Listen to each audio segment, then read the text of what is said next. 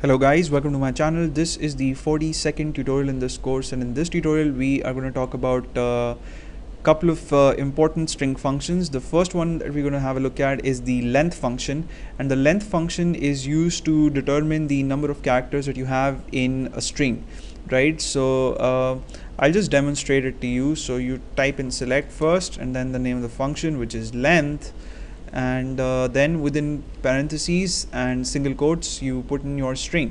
So let's say if I want to find out the number of characters that I have in the string hello world, right? It's a string of characters, and I'll put an exclamation symbol too at the end. And when I execute this query, I see that in the result set I get the answer is 12, and we can count the number of characters in this string because it's a small string.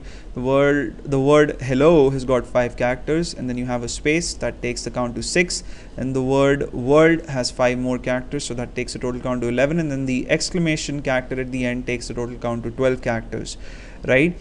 Now, one thing that you need to know about the length function is that the length function does not really count the number of characters that you have in your string, but it estimates the space that's occupied by the string in the memory, right? So for this particular installation of MySQL, one character uses 1 byte of space. But if suppose you were running SQL on a machine that used 2 bytes of space for one character, then the length function for this particular string would have yielded the answer 24 instead of 12.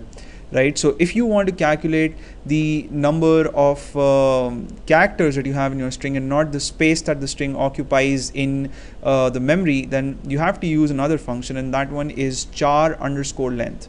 Right, so you can call it char or char or whatever, but it's char underscore length, and when I would execute this query I would still get the answer 12, right? But this function works in a different way. As I said, it counts the number of characters that you have in your string, whereas the length function estimates the space that's occupied by your string in the memory, right? So there's a difference in the two functions.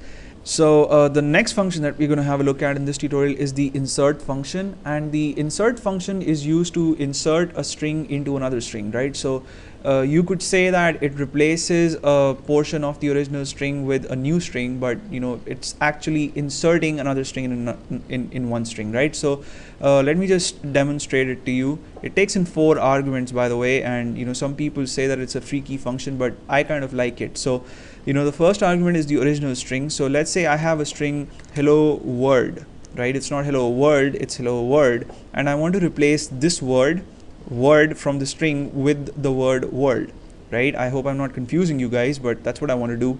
So the first argument, as I said, is the original string. The second argument is the position of the word or the component of the string that you want to replace, right? So in this case I do not want this word to be there in the string, so let's calculate the position of the alphabet W. So hello has 5 characters, and then the space, if you include that, it takes the count of 6. So word is the 7th position in the string, so I'll type in 7 here as the second argument.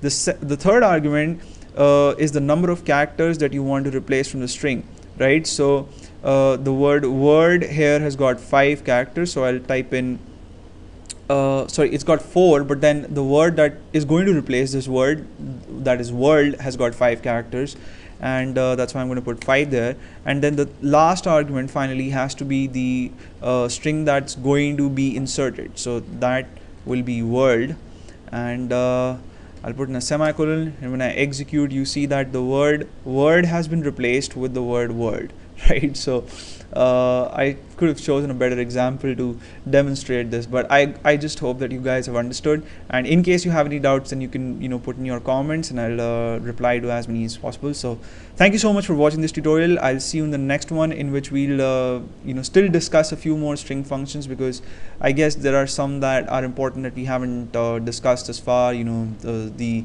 strcmp function, which is used to compare strings, and then the replace function, reverse and repeat. So there's a bunch of them that we have to discuss still. So thank you so much for watching this one, and you may subscribe to my channel if you haven't already, and take care.